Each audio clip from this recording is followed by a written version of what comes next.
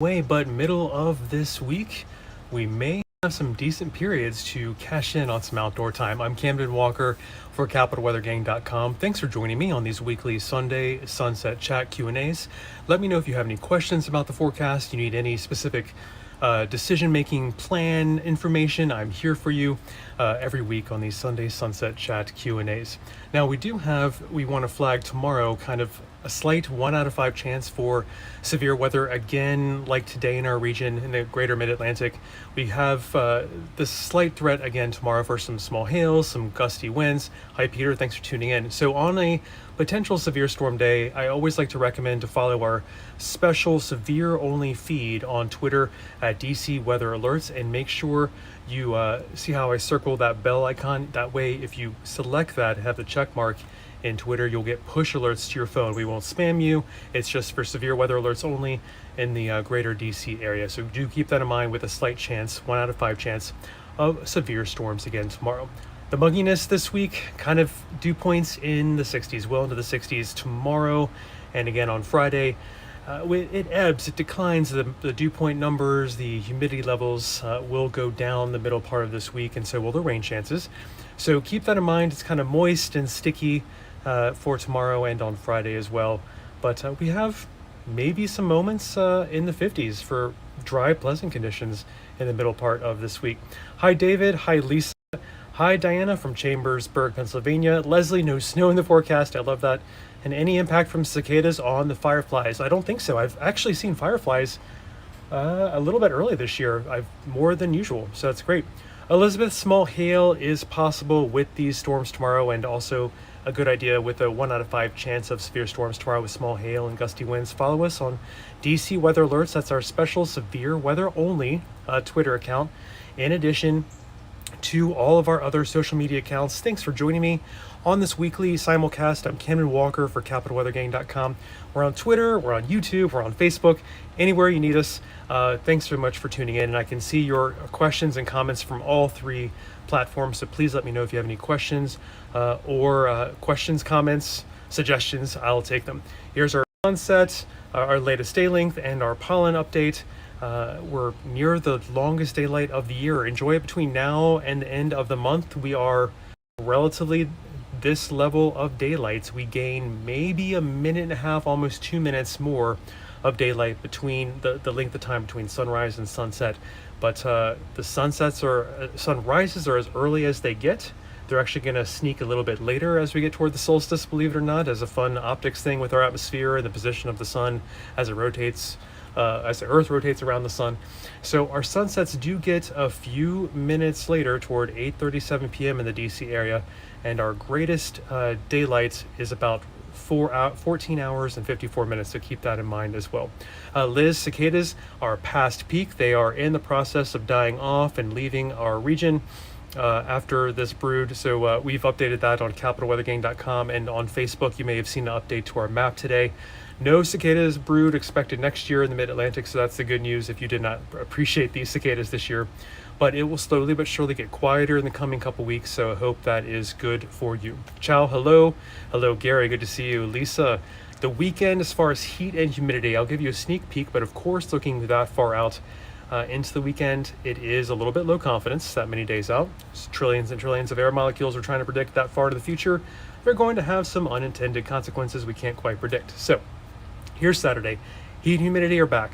Maybe even on Friday we'll experience some heat and humidity returning, but yep, 90 degrees is possible on Saturday, even a little bit of rain. We could have another front approaching, so some rain is possible, but we might dry out again by Sunday and be a little bit cooler than this on Saturday, so keep that in mind. Speaking of heat, we do track it on CapitalWeatherGang.com so far. The number of days where we've been 90 degrees or higher this season, this warm season, is at 7. So we'll track that for you on CapitalWeatherGang.com. Hello, Drew. Good to hear from you as well. Thanks, Ray, for tuning in. Humidity, Stephanie, indeed. We do see some heat and humidity kind of to start off our week tomorrow, and then on Friday it kind of returns as well. But middle of the week could be pleasant with some dew points in the 50s as well. Driving between Norfolk and DC Thursday, advice looks like, yes, a few showers possible down near Norfolk, Desiree, but I think it might be a very decent day as you get kind of north of Williamsburg. It's looking like Thursday, Friday could be kind of the best chance for dry days, especially between, let's say, DC and Williamsburg, perhaps. But some showers can't be ruled out on Thursday. Don't make any major plans or changes for Thursday, Desiree. It's a very decent driving day. Happy Flag Day. Is that tomorrow, I believe, Gary? Happy Flag Day. David, cicadas are not showing up on tonight's radar, but I love that you have followed our story there on capitalweathergang.com. And for the latest forecast, go to CWG.news/latest. If you're interested in how the week is shaping up and other details. Liz, you're most welcome. And Drew needs to dry out the basement. So, yep, the relative humidity is where that number of relative humidity comes in handy. In a cooler environment, you have to watch that RH, that relative humidity. But when you're outdoors, dew point is a bit more relevant as a more absolute measure of the amount of water vapor in the air, which prevents our skin from being able to breathe by naturally cooling itself with the sweat evaporating from our skin. So when the dew points are high, our skin has a harder time breathing and evaporating its sweat. So that's when you start hearing us talking about heat index values, apparent temperatures. Real feel is higher than the air temperature on the thermometer. And that starts becoming a factor in dew points with low to mid 60s, which we might experience tomorrow and Friday, but no major heat index explosions are expected.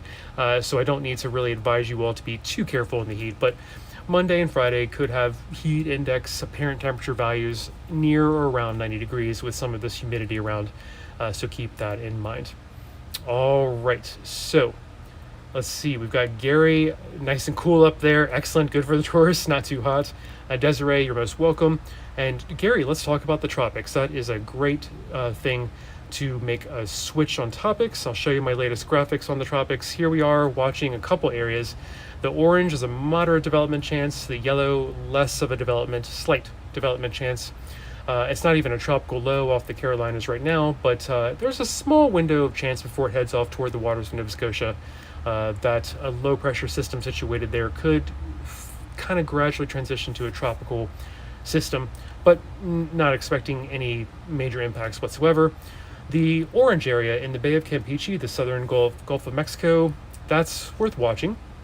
Not in any sort of anxious way, but it is in a prime development area as it is this time of year. We're going to probably have to watch this area, the let's call it the Western Caribbean, the Gulf of Mexico and the Bay of Campeche, maybe through the solstice that's coming up, maybe through much of June coming up the next couple weeks. So as we watch this area with that orange X, it might meander slowly northward, so it's slow mover. It's giving us time to look for it. A lot of rain there in Mexico and Central America right now, so we need to keep an eye on it though for the Gulf Coast.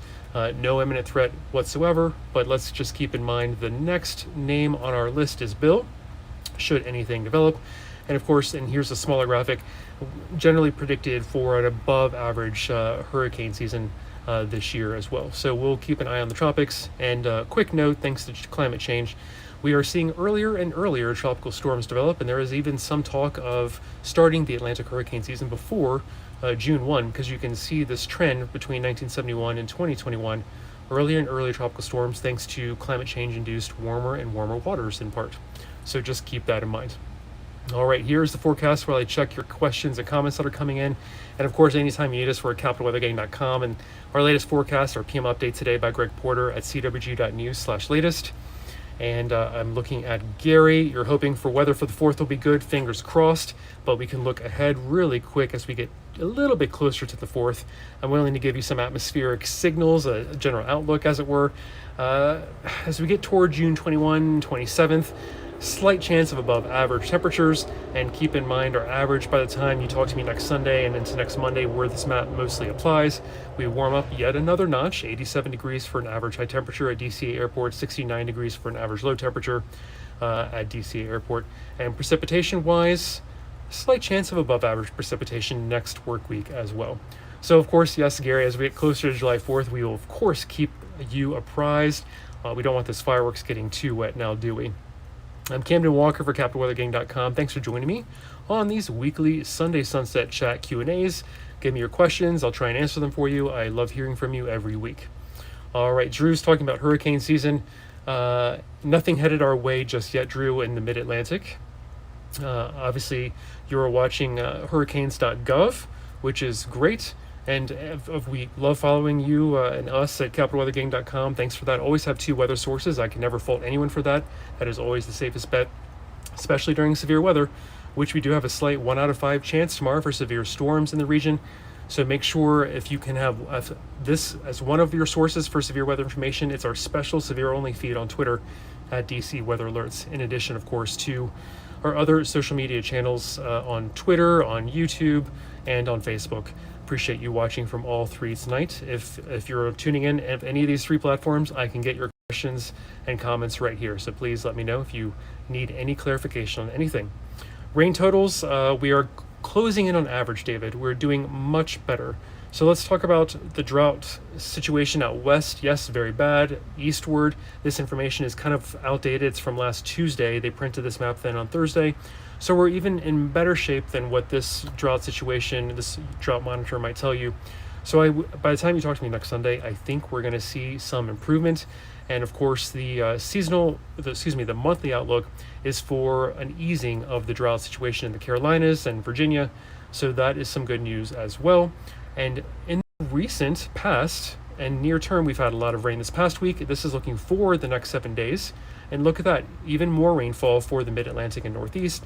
Yes, would I like to see a little more around Richmond and Central Virginia and kind of the Piedmont of North Carolina as well? Sure.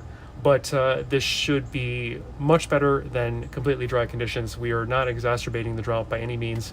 And I think we're going to see better and better news here in east of the Mississippi as we go through the rest of this month into July. And again, you saw a minute ago that the precipitation outlook for next work week, even when we're looking at more than 7 days, slight chance for above average for much of the eastern half of the United States, if not even a decent chance of above average there in the Great Lakes and Ohio Valley. So it's looking okay for the eastern United States. I hope that helped answer whether or not you need to really worry about watering your gardens or your farmland. We're doing okay. We're doing better and better after a little bit of abnormally dry conditions earlier in June and late May. Thanks, Gary, for your time. Good to see you as well. Have a good evening.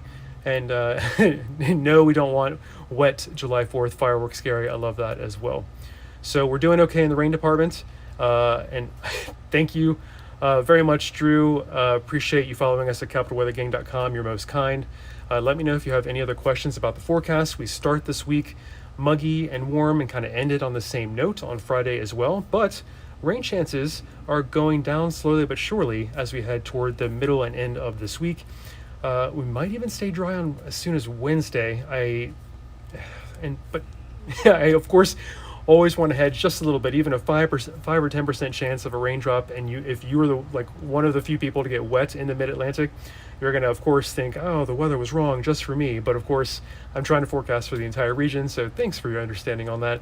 I generally think Thursday, Friday are the best chances for staying dry in the greater DC area, the mid-Atlantic as well. And of course, anytime you need us, we're at capitalweathergang.com. I'm Camden Walker. Thanks for joining me on these weekly Sunday Sunset Chat Q&As. If you're on Facebook, Twitter, or YouTube, I'll take your questions and comments for the next 7 minutes or so.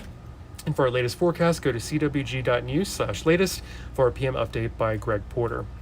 All right, let's see. Stephanie, can you crank up the snow machine? I'm sorry, we are not currently in snow season here in the United States for the most part. We need to go to Greenland for a cool down, right?